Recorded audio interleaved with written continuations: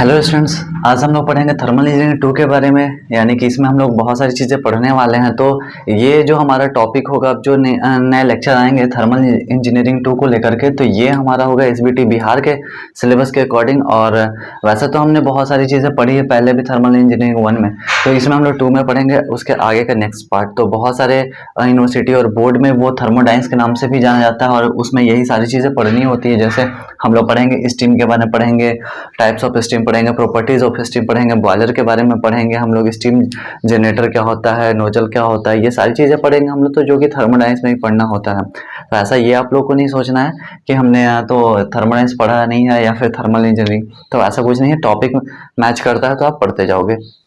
अभी हम लोग देखेंगे आज की स्टीम के बारे में हम लोग जानेंगे कि स्टीम क्या होता है। तो जनरली हम लोग स्टीम तो हर कोई जानता है कि स्टीम क्या होता है। वाटर को अगर हम लोग बॉयल करते हैं तो उससे जो वेपर निकलता है वही स्टीम कहलाता है। तो यही हम लोग यहाँ पे देखेंगे डेफिनेशन में। पहले तो इसका स्क्रीनशॉट कर लो।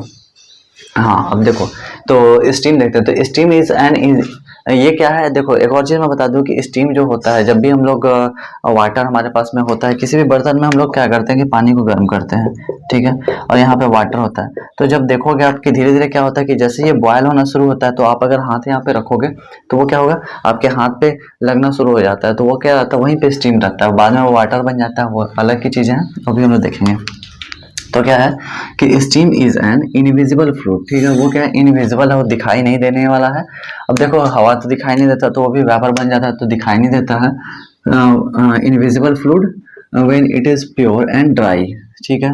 तो प्योर एंड ड्राई, तो ये क्या होता है कि इनविजिबल फ्लूइड होता है, और वो कब होता है, जब वो प्योर है, ड्राई है, तो वो दिखाई नहीं देता है, वो हमारा स्टीम कहलाता है। It is a vapour of water, ये क्या है, वेपर है वाटर का, ठीक है।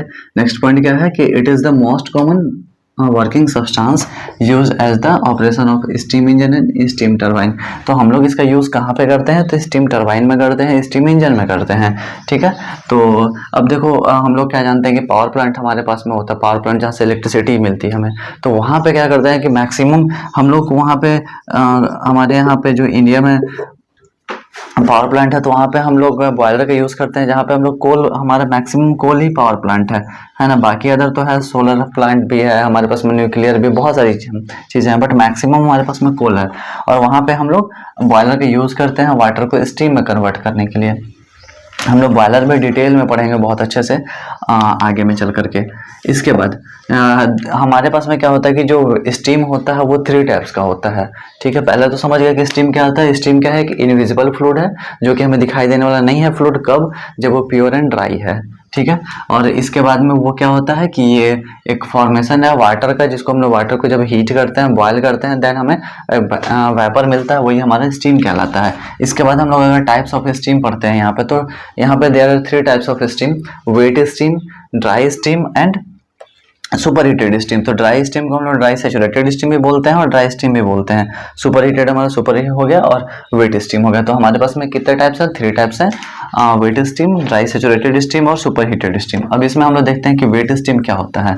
तो देखो, व्हेन द स्टीम, यहाँ पे हम लोग देखते चलेंगे पूरा डेफिनेशन को, when the steam contain moisture of particle of water in suspension it is said to be wet steam, ठीक है।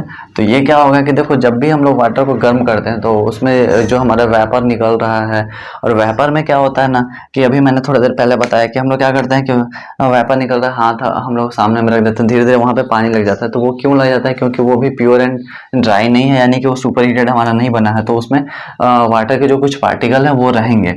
तो अगर हमारे पास में वैसा स्टीम है जिसमें वाटर भी होगा और वेपर भी होगा, ठीक है, क्या होगा, वाटर भी होगा प्लस वेपर भी होगा, तो ये अगर दोनों हमारे पास में है तो वो हमारा कहलाएगा वेट स्टीम, ठीक है। इसके बाद हम लोग नेक्स्ट चलते हैं कि सैचुरेटेड स्टीम क्या होता है, ठीक है। तो सैचुरेटेड स्टीम में क्या होता है कि जब हमारे पास में ये जो वाटर प्लस वेपर है, हम लोग आगे फॉर्मेशन पढ़ेंगे, फॉर्मेशन बहुत अच्छे से समझ में आएगा और उसके बाद कोई भी डाउट नहीं रहने वाला है।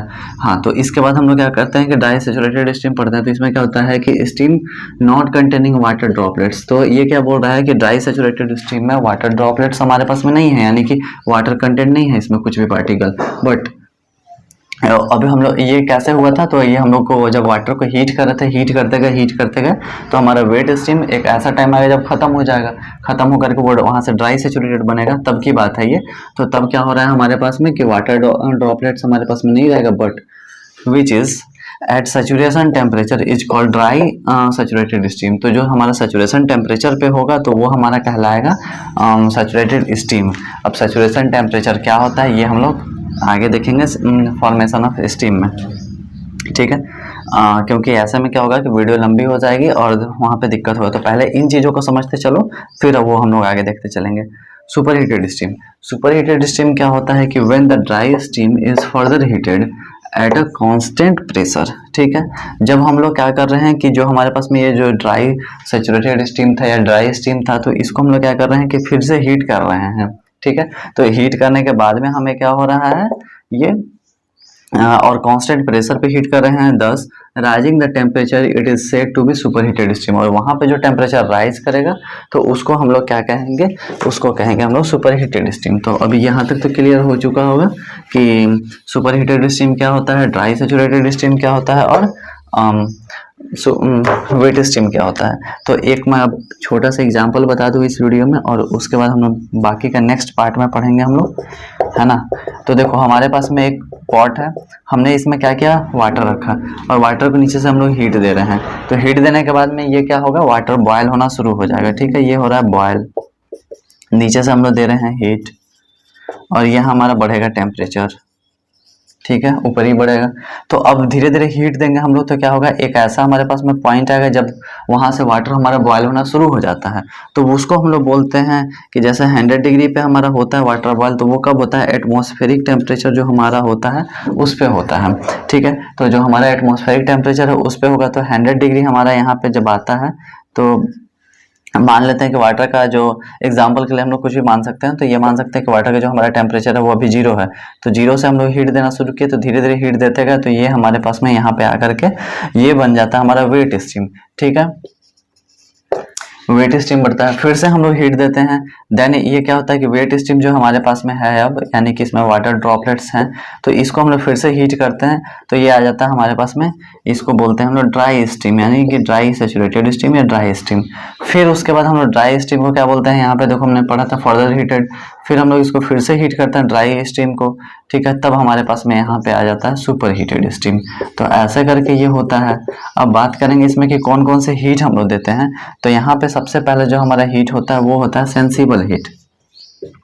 अब देखो मैं बहुत हाँ फॉर्मेशन ऑफ स्टीम बताऊंगा तो वहाँ पे ज़्यादा क्लियर करके बताऊंगा, अभी तो एक समझने के लिए ओवरऑल समझोगे इस चीज़ को। तो सेंसिबल हीट यहाँ पे हो गया, इसके बाद हम लोग बीच में देते हैं लेटेंट हीट, और फिर से हम लोग देते हैं सेंसिबल हीट, ठीक है।